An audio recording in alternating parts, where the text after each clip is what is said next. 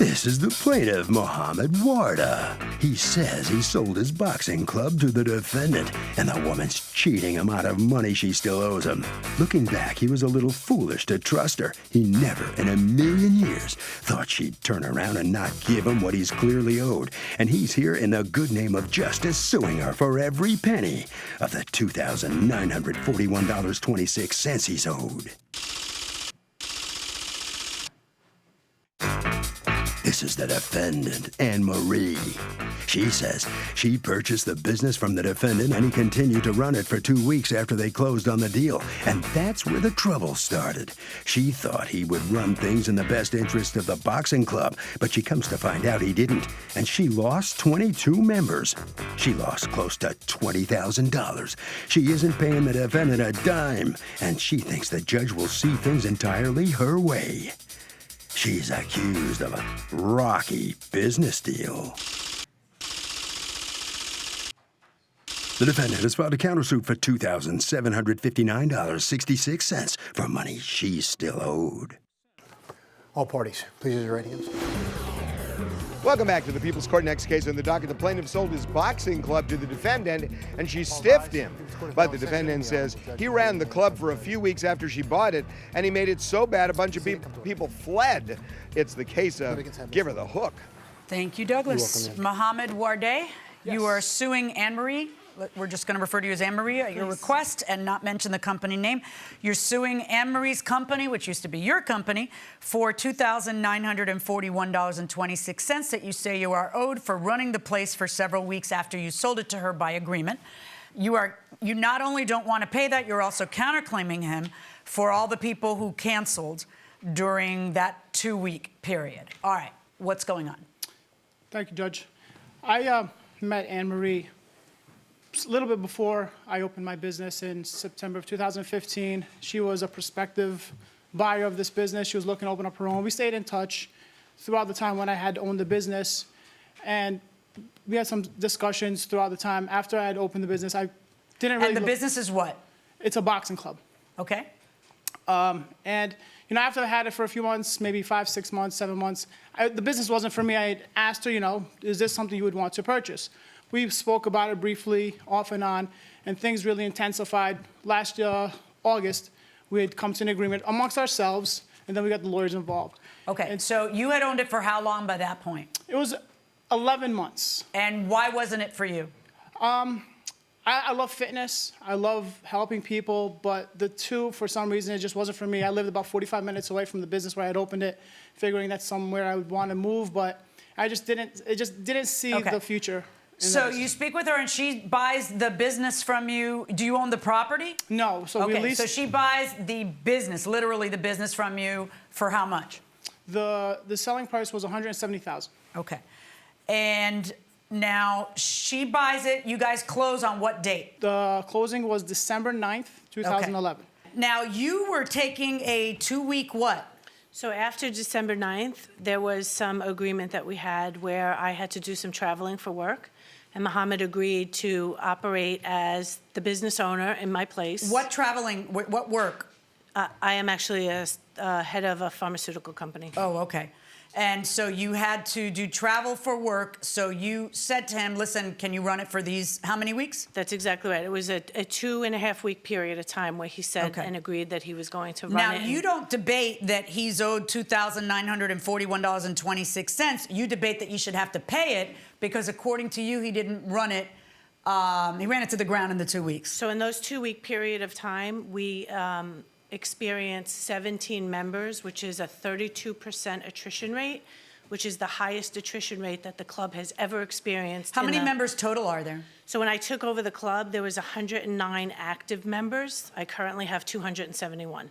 Oh, good for you. All right, but what did he do wrong? So why won't you pay him? During that period of time, there needs to be somebody active at the club. Yeah. And according to the operations manual of the franchise agreement, you have to do certain things to try to keep a membership.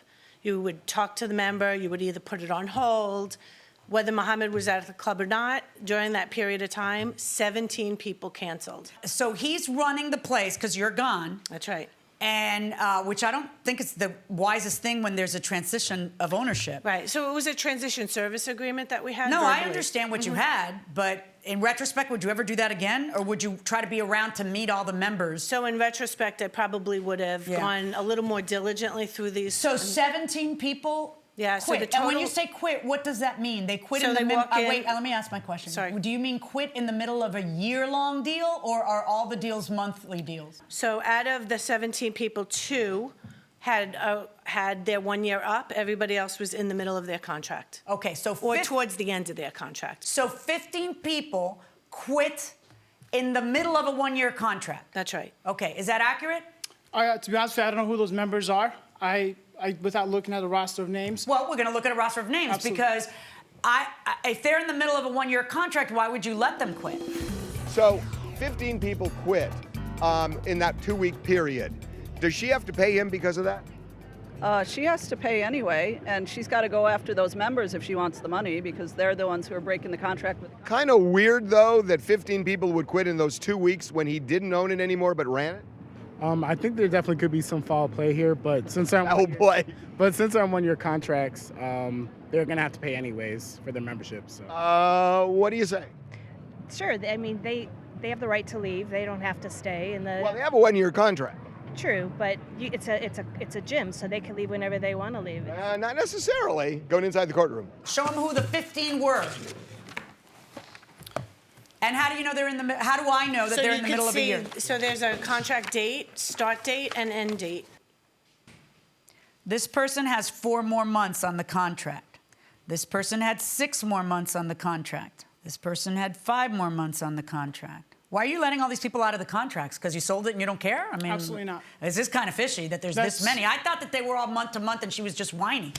That's not the case at all.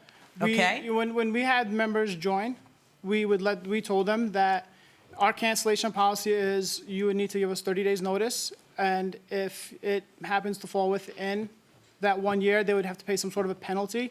Okay, did you collect the penalties? Absolutely, everything would have been collected if Okay, not by let me myself. see the contracts for these people so I can see if they're allowed to quit. I don't have those Well, contracts. that's so- important because he's saying the contract's something different than what you're saying. So that is a valid statement that they are allowed to quit. And the only thing they have to do is pay a penalty. I have no evidence that they actually paid that penalty because he was collecting cash for me.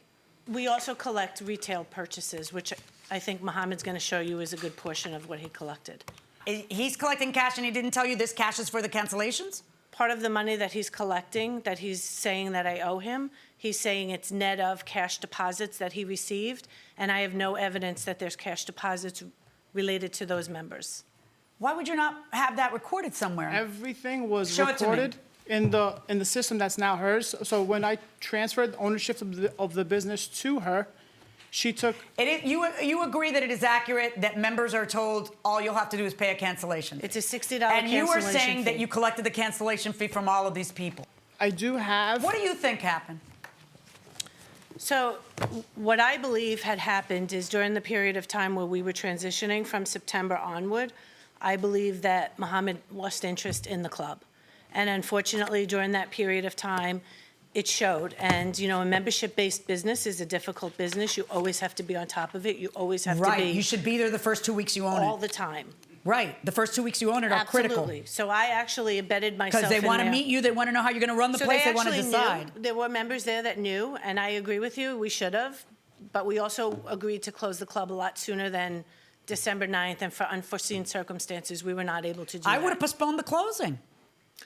So that was my intent to postpone the closing, but Mohammed obviously didn't want to at that Yeah. point. So, Your Honor, I No, do have. hold on. So what evidence do you have that he hid something from you? Because one of the things you say in your answer to the complaint is that you believe he knew all these people were going to quit and didn't tell you. What evidence do you have of So when we went through that? the closing, we actually went through the base of business, and we knew how many of those people were active But you members. also know that at any point in time, paying a $60 fee, they can quit. That's what you know too. So you know That's that a right. risk like this could happen. And I also looked at the records to show that the attrition rate for the club prior to me owning it was 1 to 2 members a month, and after me owning it was 1 to 2 members every 60 days. Okay, but that doesn't make, So that those makes no 32 difference. This is club membership. Someone could have a hangnail and decide they don't want to box anymore. Someone could, here, you're leaving? You know, I was on the fence about this. Now I'm going to go. It could be 1,000 different Sure, it things. could be. You know, it's the reason why you probably shouldn't start your first 2 weeks of a business, you know, doing your day Perhaps. job. It was an unusual situation. I get it. That's fine. Yeah. But that's like kind of the cost of doing business. So now what I want from you is you say that of that $1,400, most of it is merchandising. How much of it? Show me a record that will tell me that. I don't know what those records are. So that you he don't, said. you're making that up though. You don't know I that. suggested that they could be, because besides How membership, much of this is merchandise and how much of this is fees? I hate to do the work for her, but I do have a breakdown. I'm sorry. No, I'm asking you. Sure. How much of the $1,423.47 you collected was for cancellation fees, and how much of that money that you collected was for products? Where is the paperwork for that? Because that's not her job. That's your job. I have the dates. It's from December 9th until December 21st, while I was still at the club. It does break down the sales. What sales would be everything but the fees? What you see is that those are sales inside the store. It does not include membership generated every month. Okay, here's how it's going to work, folks. You don't debate that he's owed $2,941.26. You feel that he kind of sabotaged you, but you really have no evidence of that. I feel that it was insanity to time this the way it was timed. I'm happy for you that you know you were able to double the membership since you've owned it. That's awesome. it cost a lot of money to regain a distressed club. Yeah, but you did it, and hats off to you. Do you box? I do box. Yeah. He is giving you credit, and I think I understand what you're saying. The machine is still hooked up to your personal account. Up until the 28th of December. It Right. was. But, okay, so I was giving you grief over the money being in your account, but that's because that's how the machine is hooked up, because she's not back yet to do things. Okay. Correct. And change it. So of the $1423.47, you say, well, Judge, most of that is sales. That's not what I see, and you would have the burden of proving that in court today, because it's your club. You've got the records. If you want to tell me, Judge, look, he never collected any of those $60, you've got to show me the records to prove that he didn't collect. And the $60 would end up with 15 people being $900, which is a far cry from the $2,900 that you owe him. So I'm not sure why you think it is appropriate for you to withhold the money. I don't think it is, and I'm ruling in favor of the plaintiff in the amount of the $2,941.26. Good luck, folks. Thank you.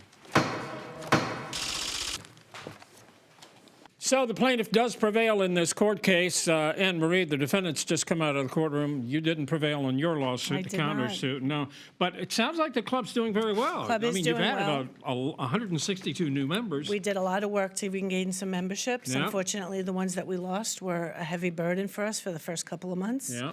But we were able to do well. Okay, well, congratulations. Thank you. All right, sorry you lost. You must sign a few documents. Here comes Mr. Warday. You okay with this? You got what you were seeking? Absolutely. You're happy? Absolutely. I couldn't be happier. Okay, and you glad you got rid of the club? I'm happier, and I'm actually really happy to hear that she's doing well. You know, Yeah, sounds like she's doing great. that's fantastic, and I'm happy for her. Okay, very good. Thank you so much. Thank you must very sign a few documents on your way out of the courtroom. Harvey? Okay, I got some really good advice here. If you sell a business or something like that to somebody else, it is a really bad idea after they're completely disinterested in the business anymore to let them run it for any period of time. And that will do it for this case. Litigants for the next case on the way into the courtroom right now.